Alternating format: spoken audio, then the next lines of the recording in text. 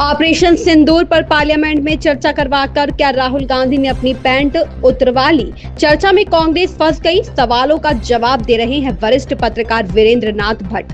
प्रस्तुत कर रहे हैं राष्ट्रीय प्रस्तावना के स्थानीय संपादक दिनेश कुमार गर्ग। आप देख रहे हैं राष्ट्रीय प्रस्तावना। मैं हूं दिनेश कुमार गर्ग। संसद में आजकल ऑपरेशन सिंदूर पर बहस चल रही है। इस बहस की मांग कांग्रेस ने।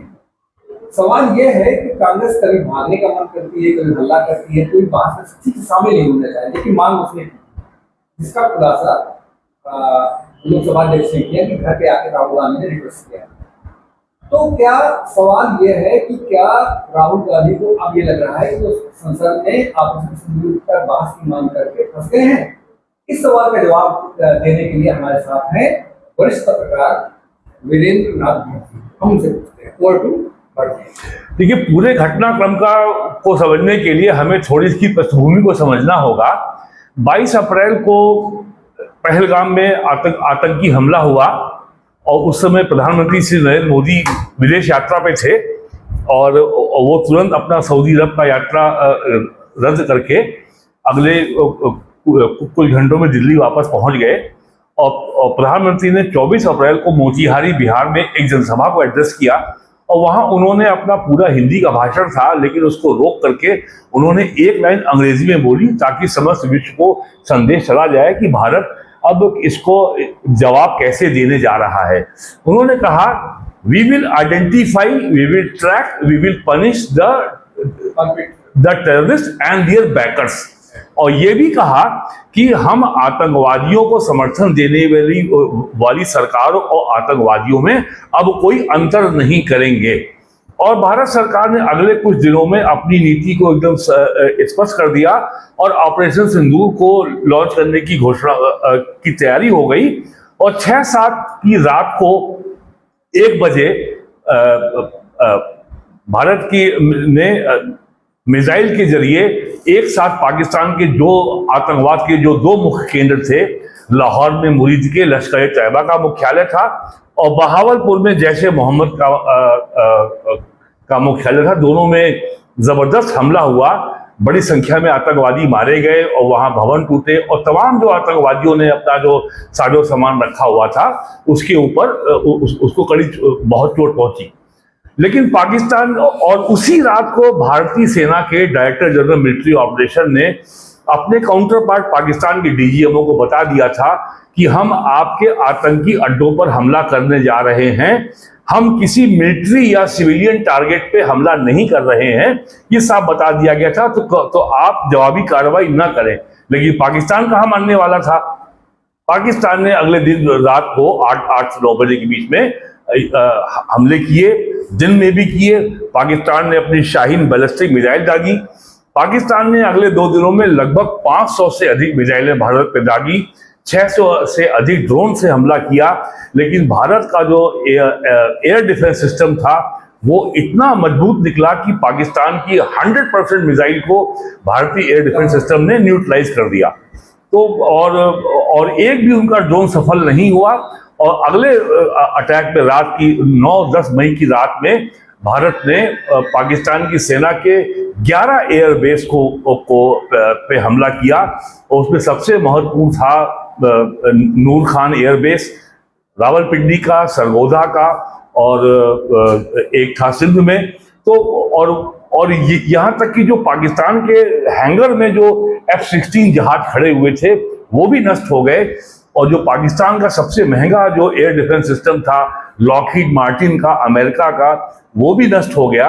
और पाकिस्तान का जितना भी मिलिट्री इक्विपमेंट था वो टर्की, चाइना और अमेरिका का था।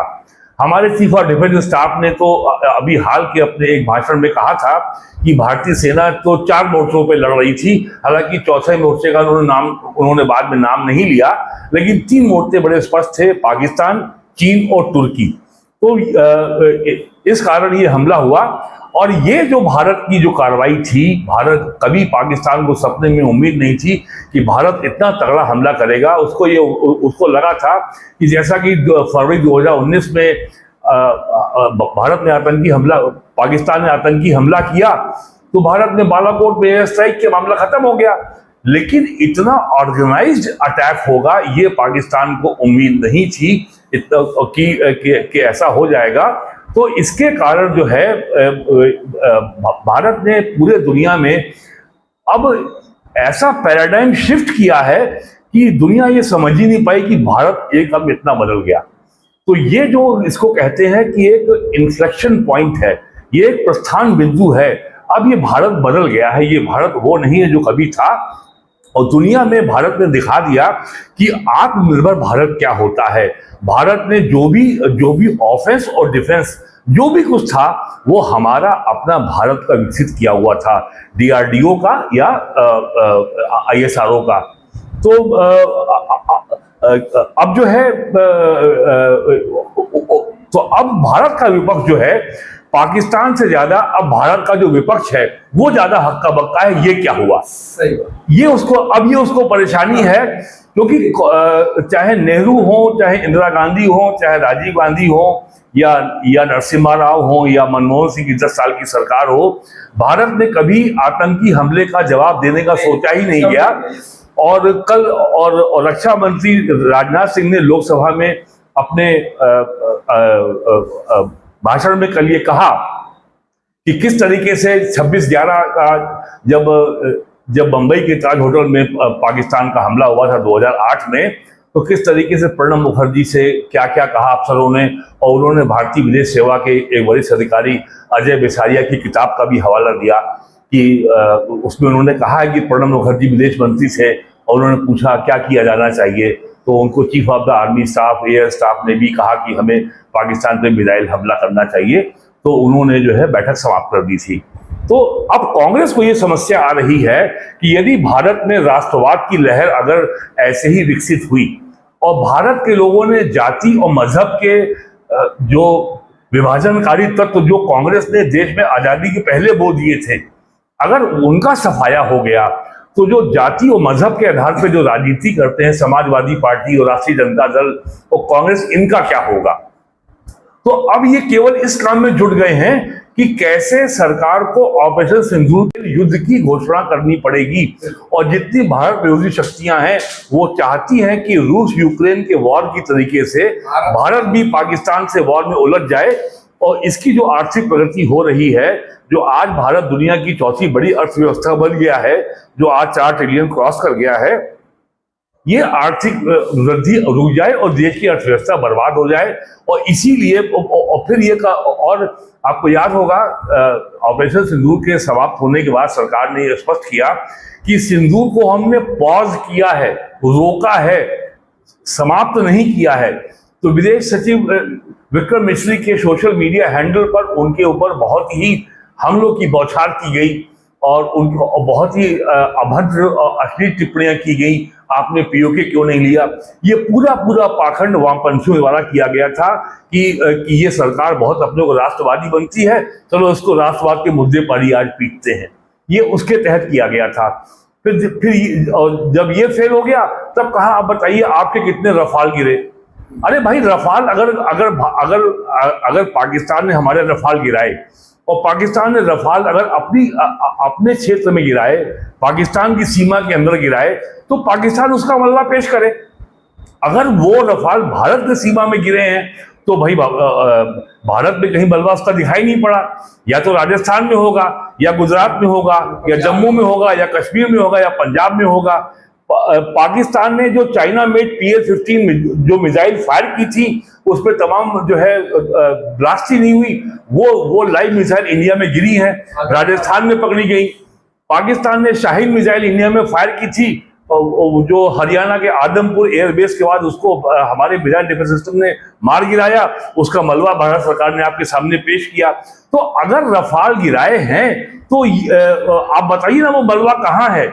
और कल जो है ये राजनाथ सिंह ने लोकसभा में स्पष्ट किया कि हमेशा अगर परीक्षा में व्यक्ति कोई जाता है तो परीक्षा के परिणाम को देखा जाता है, ये नहीं देखा जाता है कि पेंसिल टूट गई या पेन टूट गया। तो पाकिस्तान और बेहतर होता कि कांग्रेस ये सवाल पूछती कि हमने पाकिस्तान वायुसेना के कितने जहाज गिराए, ये तो नहीं बोल रही है। ये पूछा ना, वो उल्टा, और यही काम जो भारत सरकार के पूर्व गृह मंत्री थे मनमोहन सिंह की सरकार में, पी चिदम्बरम, उन्होंने तो चर्चा शुरू होने के पहले ही पाकिस्तान को क्लीन चिट दे दिया कि बताएं कि साहब ये जो है कैसे मालूम पड़ेगा कि इस बात का क्या सबूत है कि जिन आतंकवादियों ने पहलगाम में 26 हिंदू टूरिस्ट की हत्या की वो पाकिस्तानी थे। ऑपरेशन महादेव जो कल भारतीय सेना ने कल कश्मीर में किया, वो 3 लोग जो मारे गए हैं उनके द्वारा जो उनसे हथियार मिले हैं और जो बुलेट जो 26 हत्या हुई थी उनके शरीर से जो बुलेट मिली है, उसके फोरेंसिक एग्जामिनेशन से ये साबित हो गया कि वो बुलेट उसी बंदूकों से चली थी जो कल मारे गए 3 आतंकवादियों के यहाँ से मिली है। और उनके पास से तमाम सामग्री मिली है, चॉकलेट मिली है और चीजें मिली हैं जो कि पाकिस्तान की बनी हुई थी। तो कुल मिलाकर के कांग्रेस जो है अब इस चर्चा में आके फंस गई है। अब उसको समझ में नहीं आ रहा है कि जब रक्षा मंत्री और गृह मंत्री नेहरू से लेकर के मनमोहन सिंह के राज तक 40-45 साल जो कांग्रेस का राज रहा है, जब वो सारे कच्चे चिट्ठे रखेंगे और पूछेंगे कि आपने अक्साई चीन का 46,000 किलोमीटर का जो भूभाग था वो नेहरू ने चाइना को सौंप दिया, तस्तरी पर रख के सौंप दिया। और जब एक सांसद ने लोकसभा में नेहरू से पूछा कि ये आपने क्यों किया, तो नेहरू ने कहा कि वहां पे तो घास का तिनका भी नहीं उगता है। और उन्होंने अपने सिर पे हाथ फेरा नेहरू ने। तो महावीर त्यागी ने कहा कि मेरे सिर पे भी कोई घास का तिनका नहीं है, क्या मैं इसे कटवा दूं? आज इसका उल्लेख किया अमित शाह ने। तो अब कांग्रेस ने जो ये सोचा था कि वो नरेंद्र मोदी सरकार के लिए जाल बिछा रही है, अब लगता है वो खुद ही सी जाल में फंस गई। तो ये मतलब है कि ये सत्र जब पार्लियामेंट में आज चल रहा है और कांग्रेस लगभग भागने की स्थिति में है, इसका यही एक संदेश है कि कांग्रेस का दांव उल्टा पड़ चुका है और जो वो मोदी की लोकप्रियता, मोदी को जो श्रेय मिल रहा था उसको डाइल्यूट करना चाह रहे थे, वो डाइल्यूट नहीं कर पाए मोदी एक तरह से। देखिए, पिछले 11 साल का इतिहास आप देखिए, मई 2014 से लेके जुलाई 2025 तक 11 साल पूरे हो चुके हैं। कांग्रेस 11 साल में नरेंद्र मोदी सरकार के खिलाफ एक मुद्दा ढूंढ नहीं पाई। कांग्रेस नरेंद्र मोदी सरकार के खिलाफ एक भी ऐसा पॉइंट नहीं खोज पाई जिसके आधार पर वो पूरे देश में कोई गोलबंदी या मोबिलाइजेशन कर सके। पिछले कार्यकाल में 2018 में जिस तरीके से राहुल गांधी ने रफाल को लेकर के चौकीदार चोर का अभियान चलाया नरेंद्र मोदी के खिलाफ, उसके बाद जीएसटी के खिलाफ अभियान चलाया, 2016 में उन्होंने जो सर्जिकल स्ट्राइक था उसके खिलाफ अभियान चलाया। एक जो सबसे बड़ा पीएम मोदी के व्यक्तित्व का जो पहलू उभर के 11 साल में आया है, वो है नरेंद्र मोदी की एक जो स्ट्रेटेजिक रिस्ट्रेंट, जो एक सामरिक संयम नरेंद्र मोदी सरकार में है। जैसे नरेंद्र मोदी सरकार ने अपनी पाकिस्तान की नीति को स्पष्ट करने में पूरे 11 साल लगाए। मई 2014 में अपने शपथ ग्रहण समारोह में प्राइम मिनिस्टर मोदी ने पाकिस्तान के पीएम नवाज शरीफ को भारत में निमंत्रित किया। वो आए और बहुत खुश होकर गए। अच्छा, वो कार्यक्रम ठीक से गुजरा। अगले वर्ष प्राइम मिनिस्टर काबुल गए थे, वहां के संसद भवन के उद्घाटन में लौटते में वो लाहौर रुके।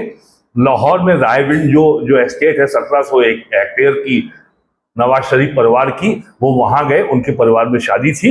उन्होंने नवाज शरीफ की माता जी के चरण स्पर्श किए और उनको कुछ उपहार दिए। उसके तुरंत जवाब में हमला हुआ पाकिस्तान आईएसआई का पठानकोट में और उरी में। अक्टूबर 2016 में भारतीय सेना ने पाकिस्तान की सीमा में घुस करके सर्जिकल स्ट्राइक किया।